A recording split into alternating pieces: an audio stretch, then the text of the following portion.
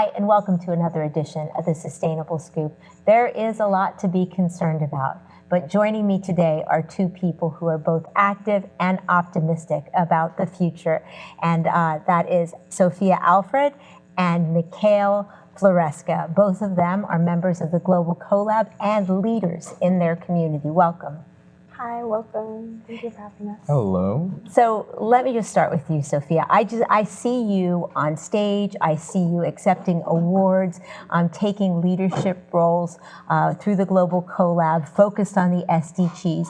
What inspires you to be so outspoken and eloquent in the work that you're doing?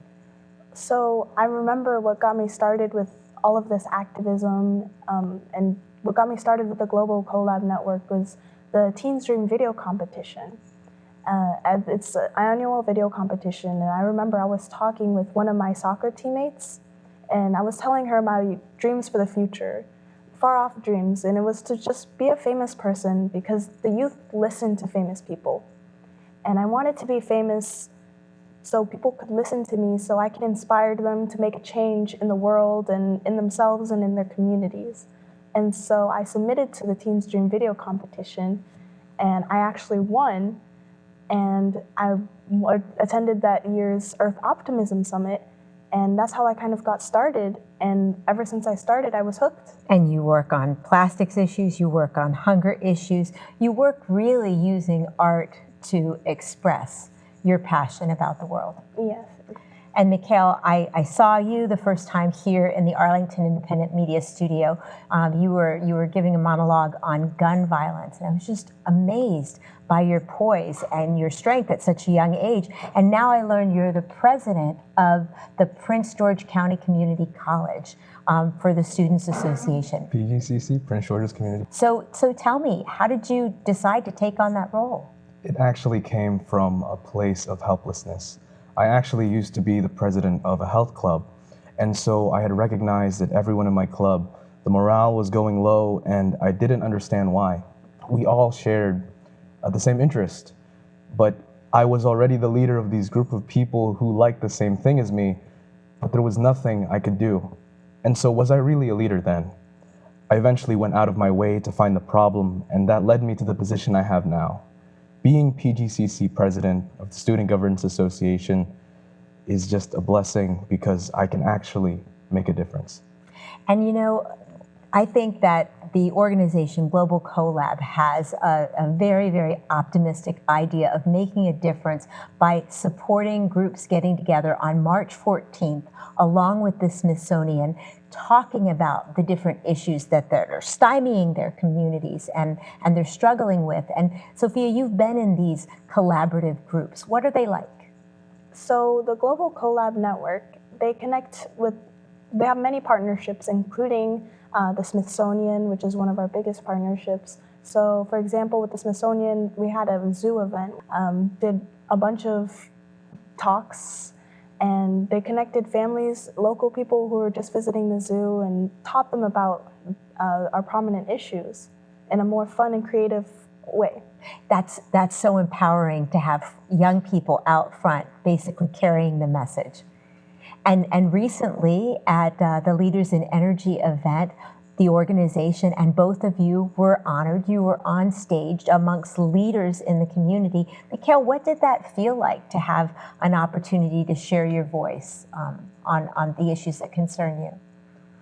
In all honesty, it felt right.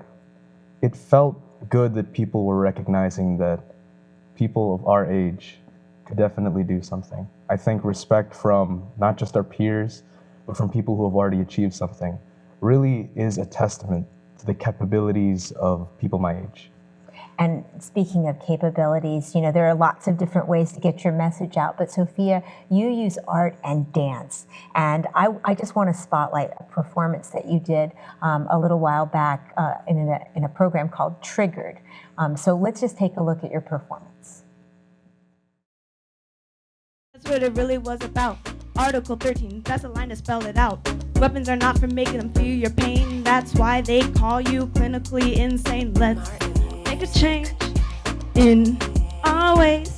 Kids shouldn't be scared of school. fool. Don't you think that's a little cruel? It's deeper than that. And if we attack the root and cause, peace and justice won't be so out of reach. That was remarkable. You're a wonderful performer, and that is what you want to do, right? Exactly. So as you move forward pursuing your goals, how do you see this organization and the friendships and relationships that you've made along the way helping you? It connected me with a lot of people, and I've built a lot of relationships through the GlobalCoLab network, and a lot of supportive people who help me to achieve my goals, because you cannot achieve them by yourself. No one is self-made. You go and you build these partnerships, and everyone is a community. And so that's exactly what the GlobalCoLab network does. Is all about.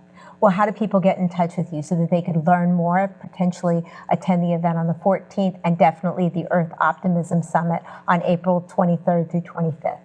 They can get in touch through the Teens Dream website, or they can visit our virtual hub room meetings that are happening weekly.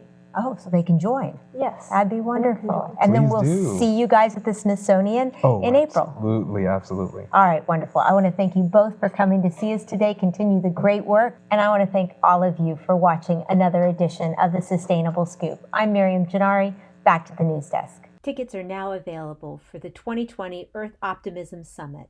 Contact GlobalCoLab for ideas on how to raise funds to send a delegation to Washington, D.C., April 23rd through 25th. The world needs to hear the perspective and dreams of young leaders who hope to create an optimistic future for all.